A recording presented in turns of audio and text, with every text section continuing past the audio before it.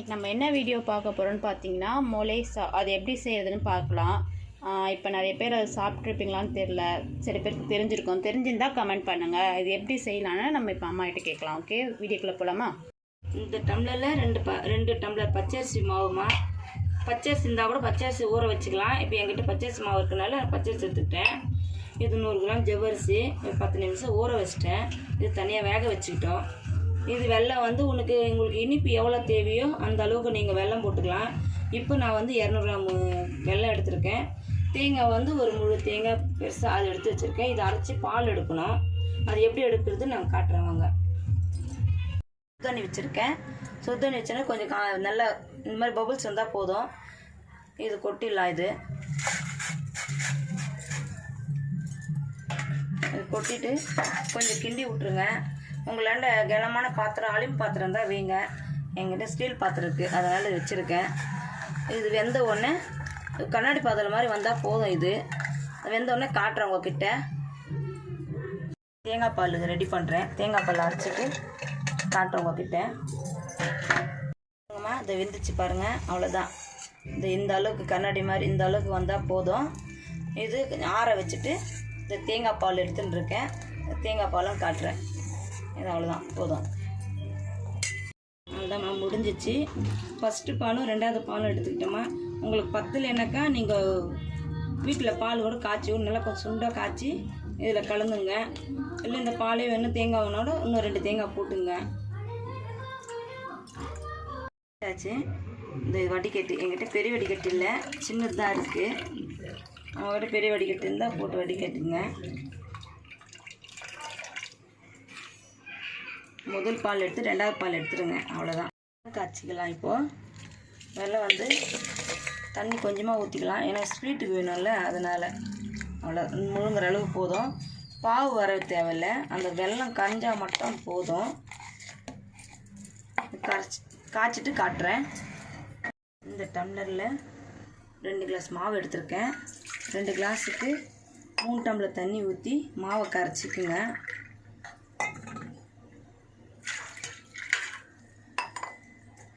கரைச்சல் காட்டுறேன். டம்ளர் தண்ணி போட்டு இந்த மாவை போட்டு இதில் கரைச்சிக்குங்க. ஏன்னா வேகணும்ல மாவு, அதனால் இது கொஞ்சம் கரைச்சிக்கிட்டோம்னா நீங்கள் கை போட்டால் கரைச்சிட்டுங்க, இல்லைன்னா கரண்டி போட்டும் கரைச்சிக்கலாம். சுடுதண்ணியில் பச்சை தண்ணியில் தான் கரைச்சிக்கலாம். ஏன்னா இது வேக வைக்க போகிறோம்லவா, அதனால் ஒரு உருண்டை இல்லாமல் நல்லா கரைச்சிக்கணும். இது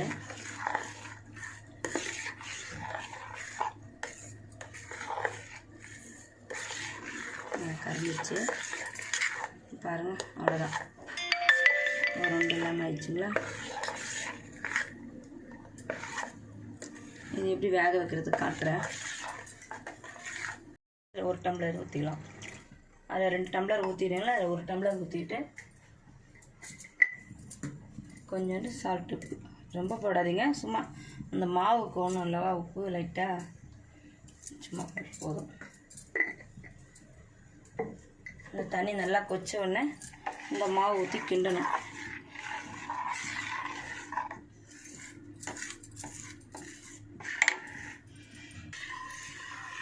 தண்ணி கொச்சிச்சு. தண்ணி கொச்ச உடனே இது ஊற்றிங்க.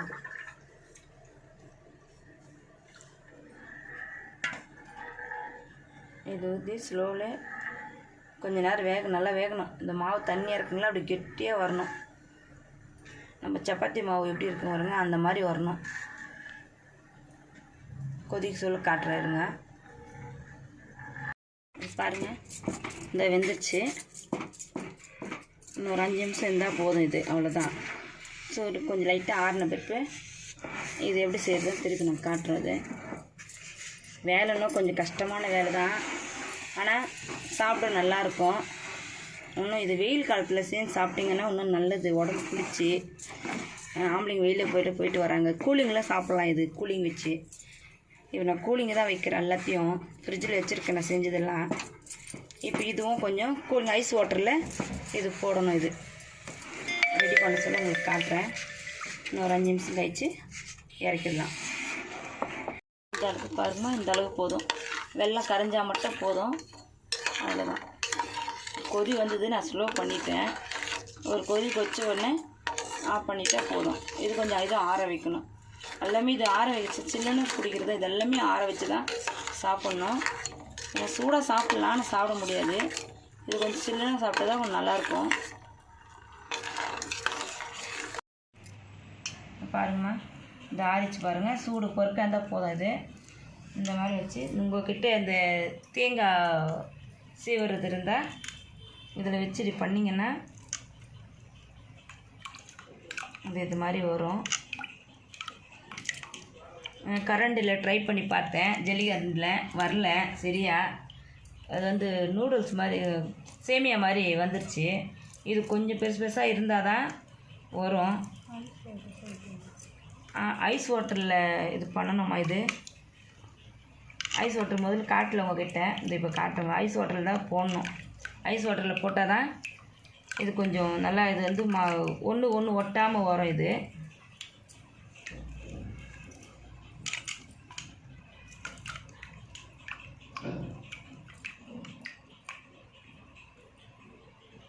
எப்படி வந்தது உங்களுக்கு காட்டுறேன். இந்த பாருங்கள், இந்த மாதிரி வரும். இப்படி தான் ஃபுல்லாக செஞ்சு காட்டுறவங்கக்கிட்ட. நல்லா மொலேசா ரெடி ஆகிடுச்சு. இப்போ அதை எப்படி மிக்ஸ் பண்ணி சாப்பிட்லான்றது பார்க்கலாம் வாங்க. அம்மாகிட்ட கேட்கலாம். சொல்லுங்கள். இது ஃபஸ்ட்டு இந்த மாவு பச்சரிசி மாவில் கலந்து பார்த்தீங்களா, அது போட்டுங்க. இது எவ்வளோ வேணுமோ அவ்வளோ வேணால் போட்டுக்கலாம். 2 டீஸ்பூன் போட்டிருக்கேன். போட்டு ஜவ்வரிசி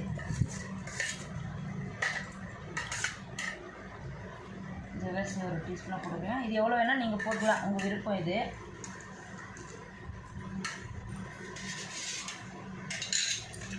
இனிப்புக்கு வெல்லம் தண்ணி,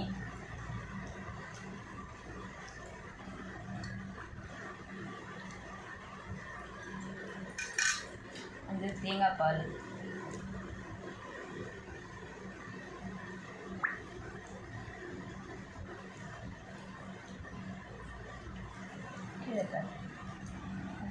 கீழே காட்டணும்.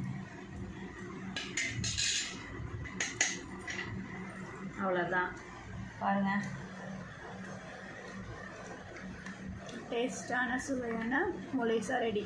வாங்க சாப்பிட்லாம்.